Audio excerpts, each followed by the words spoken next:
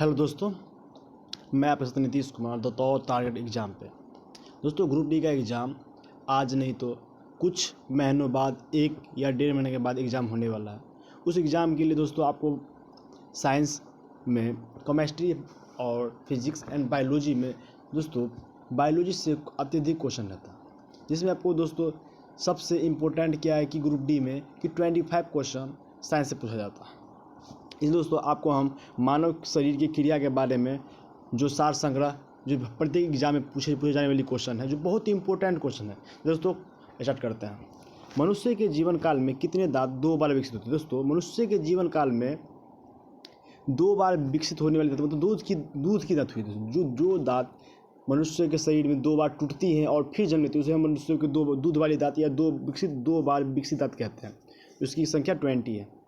मानव शरीर के पाचन का अधिकांश भाग किस अंग में संपन्न होती है? तो मानव शरीर में पाचन का अधिकांश भाग किस अंग में समाप्त होती है? तो छोटी आंत में संपन्न होती है।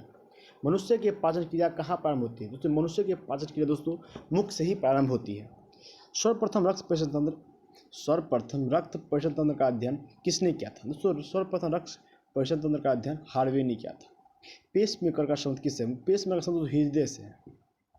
पेसमेकर का कार्य क्या है? दिल की धड़कन को प्रारंभ करना।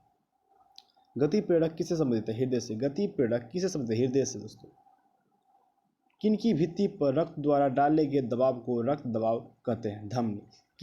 किनकी भित्तियों पर रक्त द्वारा डाले गए दबाव को हम रक्त दाब कहते हैं? धमनी। सोते समय रक्तदाब में क्या परिवर्तन? दोस्तों, सोते समय रक्तदाब घटती है और दोस्तों जब हम दौड़ते हैं तो रक्तदाब बढ़ती है। मानव रुधिर का पीएच मान 7.4। मानव रुधिर मतलब मानव रक्त का पीएच मान 7.4 होता है। रक्त प्लाज्मा में पानी के प्रतिशत कितनी भिन्न होती हैं? 80 से 82%। बातों में रक्त प्लाज्मा में दोस्तों पानी के प्रतिशत 80 से 82% होती है। रक्त में पाई जाने वाली धातु को रक्त में दोस्तों लोहा पाया जाता है और लोहे की कमी से दोस्तों एनीमिया की बीमारी होती है। तो ये क्वेश्चन बार बार एग्जाम में पूछा जाता है। रक्त का शुद्धिकरण कहाँ होता है? रक्त का शुद्धिकरण दोस्तों किडनी में होती है। अधिकतम पोषक तत्व रक्त में कहाँ से अवशोषित किया जाता है? अधिकतम पोषक तत्व रक्त में कहाँ से अवशोषित किया जाता है? छोटी आंत से। लार में कौन सा एंजाइम पाया जाता है? दोस्तों, लार में टाइलिन एंजाइम पाया जाता है। पेट में भोजन को पचाने के लिए किसकी खास आवश्यकता होती है? दोस्तों, पेट में भोजन को पचाने के लिए एंजाइम की आवश्यकता होती है। लार किसके पाचन में सहायक? दोस्तों, लार स्टार्च के पाचन के लिए सहायक। दोस्तों, लार मुख में ही प्राप्त है। लार में टाइलिन नामक विटामिन एंजाइम होते हैं। दोस्तों, लार में टाइलिन नामक एंजाइम होता है। मानव के आमाशय में अम्ल X उत्पन्न होते हैं जो भोजन के अम्ल को सहायता करते हैं। हाइड्रोक्लोरिक अम्ल। क्रेब्स चक्र किसका संश्लेषण है? दोस्तों, पायरुविक अम्ल का। क्रेब्स चक्र में किसका संश्लेषण है? दोस्तों, पायरुविक अम्ल का। मानव शरीर में खून के शुद्धिकरण की प्रक्रिया क्या है? दोस्तों, मानव शरीर में खून शुद्धिकरण की प्रक्रिया डायलिसिस कहलाता है। पेप्सिन बदलता है प्रोटीन को पॉलीपेप्टाइड। दोस्तों, पेप्सिन एंजाइम है तो प्रोटीन को पॉलीपेप्टाइड में परिवर्तन करता है। पाचन क्रिया में प्रोटीन किस पदार्थ में बदल जाती है? दोस्तों, अमीनो एसिड में। वह कौन सा अंग है जो मानव शरीर में ग्लाइकोजन के रूप में कार्बोहाइड्रेट जमा करता है? दोस्तों, कौन सा अंग है जो मानव शरीर में ग्लाइकोजन के रूप में कार्बोहाइड्रेट को जमा करता है? दोस्तों, यकृत है। पित्त किसके द्वारा पैदा किया था? यकृत के द्वारा। पित्त किसके द्वारा पैदा किया था? यकृत के द्वारा। पित्त जमा होता है दोस्तों पित्ताशय में। मनुष्य का रक्तचाप सिस्टिक और डायलिस्टिक 120 mm से 80 mm होता है। दौड़ते समय मनुष्य का रक्तचाप बढ़ता है। दोस्तों, आपको पहले बता दें कि दौड़ते समय मनुष्य का रक्तचाप बढ़ता है। सामान्य जीवन काल में मनुष्य का हृदय कितनी बार धड़कती है? सामान्य जीवन काल में मनुष्य का हृदय लगभग कितनी बार धड़कता है? दोस्तों, 2 अरब बार मनुष्य का हृदय धड़क सकता है। मानव शरीर में हृदय का कार्य है पंपिंग स्टेशन की तरह। मानव शरीर में हृदय का कार्य है दोस्तों, हृदय काम क्या होता है? दोस्तों, कि शरीर में अशुद्ध रक्त को शुद्ध करना और शुद्ध रक्त को पूरे शरीर में पहुंचाना। रक्त में लाल रंग किसके कारण? दोस्तों, रक्त में लाल कण हीमोग्लोबिन के कारण होता है।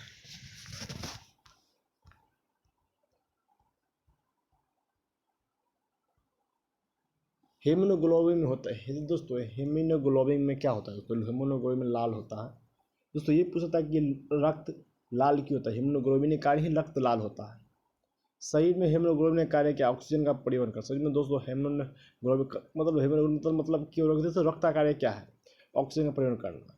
हीमोग्लोबिन का किसका महत्वपूर्ण घटक है दोस्तों? आरबीसी। आरबीसी को हेमोग्लोबिन कहते हैं। हेमोग्लोबिन का कार्य ऑक्सीजन को ले जाना। किसकी सहायता से रक्त द्वारा ऑक्सीजन ले जाया जाता है? लोहित अक्ष के द्वारा। किसकी सहायता से रक्त द्वारा ऑक्सीजन ले जाया जाता है? लोहित अक्ष के द्वारा। जब कोई बाहरी पदार्थ मानव रुधिर प्रणाली की प्रविष्टि होती है तो प्रक्रिया कौन प्रारंभ करता है? डब्ल्यूबीसी। लाल रक्त कणिका आरबीसी कहाँ उत्पन्न होती है? मज्जा में। उसी दोस्तों हम पलिया कहते हैं। किसमें एक आरबीसी कब्रिस्तान का दोस्तों? आरबीसी के कब्रिस्तान कहा जाता है पलिया को। मनुष्य की लाल रक्त कोशिका की जीवन काल 120 दिन की होती है। पचे हुए भोजन में मौजूद विषैले पदार्थ को कौन सा अंग चूषण करता है? यकृत। पचे हुए भोजन में मौजूद विषैले पदार्थ को कौन सा अंग चूषण करता है? मतलब दोस्तों पचे हुए भोजन में विषैले पदार्थ का मतलब दोस्तों क्या हुआ? यूरिया का ऑप्शन कौन करता है दोस्तों? यकृत। मानव शरीर में लाल रक्त कण का निर्माण होता है। मानव शरीर में लाल रक्त कण का इस्तेमाल अस्थिमज्जा में दोस्तों। अस्थिमज्जा में लाल रुधिर कणिका का उत्पादन किसके द्वारा? अस्थिमज्जा द्वारा। लाल रुधिर कणिकाओं का उत्पादन किसके द्वारा होता है? या दोस्तों निर्माण कहाँ होता है? अस्थिमज्जा में। या उत्पादन कहाँ होता है? अस्थिमज्जा में। दोनों एक ही होगा। उच्च इंसान के मानव शरीर में रक्त उच्च इंसान पर मानव शरीर में आरबीसी की संख्या बढ़ेगी। सभी रक्त कण। डब्ल्यूबीसी का मुख्य कार्य क्या है? रोग प्रतिरोधक क्षमता का धारण करना। डब्ल्यूबीसी का कार्य दोस्तों रोगों की क्षमता को धारण करना। मनुष्य में मेरुदंड में कितनी जोड़ी तंत्रिका निकलती है दोस्तों? मनुष्य के मेरुदंड की 31 जोड़ी तंत्रिका निकलती है। प्रवृत्ति क्रिया का नियंत्रण केंद्र कहाँ पर? प्रवृत्ति क्रिया का नियंत्रण के शुक्राणु में। स्तनधारी किस में यूरिया बनाती है? स्तनधारी किस में यूरिया बनाते हैं? यकृत में। स्तनधारी किस में यूरिया बनाते हैं? यकृत। आपको पहले बताया गया था दोस्तों कि जो भी खाना का अपशिष्ट पदार्थ जो पचे हुए भोजन में से किडनी के द्वारा यूरिया का अपशोषण कर लिया जाता है। मानव शरीर में सबसे छोटी अंतःस्रावी ग्रंथि कौन सी? अवडु ग्रंथि मानव शरीर की सबसे छोटी ग्रंथि है दोस्तों। मूत्र का पीला किसके कारण? मौजूदगी कारण दोस्तों। यूरोक्रोम के कारण मूत्र का रंग पीला होता है। गुर्दे क्रियात्मक यूनिट में फॉर्म। गुर्दे का क्रियात्मक यूनिट फॉर्म है। किसकी कुसंक्रियता के कारण मानव शरीर में मिक्सिडीमिया होती है? अपटू ग्रंथि के। मानव शरीर के भीतर खून किसकी उपस्थिति के कारण नहीं जमता? हेपेरिन। मानव शरीर में खून किसकी उपस्थिति के कारण नहीं जमता? हेपेरिन का। रुधिर के प्लाज्मा किसके द्वारा एंटीबॉडी निर्माण करता है? रुधिर के प्लाज्मा किसके द्वारा एंटीबॉडी निर्माण होती है? 3 पोसाइट के द्वारा एंटीबॉडी निर्माण होता है। एंटीजन एक ऐसा पदार्थ है जो प्रतिरक्षी के निर्माण को बढ़ा देती है। आयरन युक्त हार्मोन थायरकिसन है दोस्तों। आयरन युक्त हार्मोन थायरकिसन है। मानव के श्वेत रक्त कणों का व्यास 0.007 mm होता है। अपवहन का प्रयोग किस प्रक्रिया को पूरा करने के लिए कहते हैं? किडनी की क्रिया की डायलिसिस मतलब किडनी की क्रिया होता है दोस्तों। डायलिसिस। संवेदन किसके लिए महत्वपूर्ण? शरीर के ताप को नियंत्रित करने के लिए। संवेदन किसके लिए महत्वपूर्ण? शरीर के ताप को नियंत्रित करने के लिए।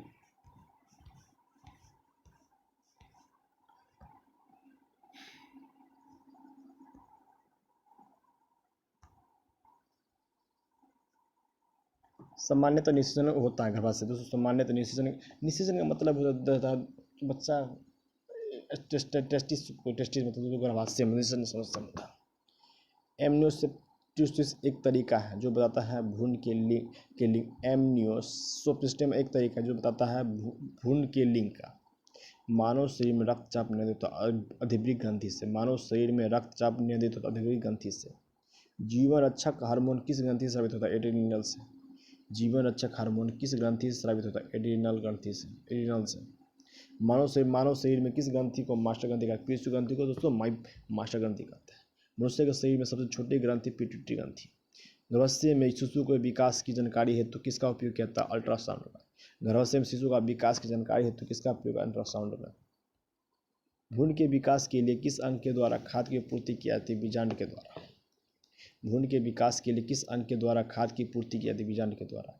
स्त्रियों की नसबंदी होती है ट्यूबेरोस्क्लेरोसिस। गाय और भैंस के थनों के दूध उतारने के लिए किस हार्मोन की सुई लगाई जाती है? ऑक्सीटोसिन।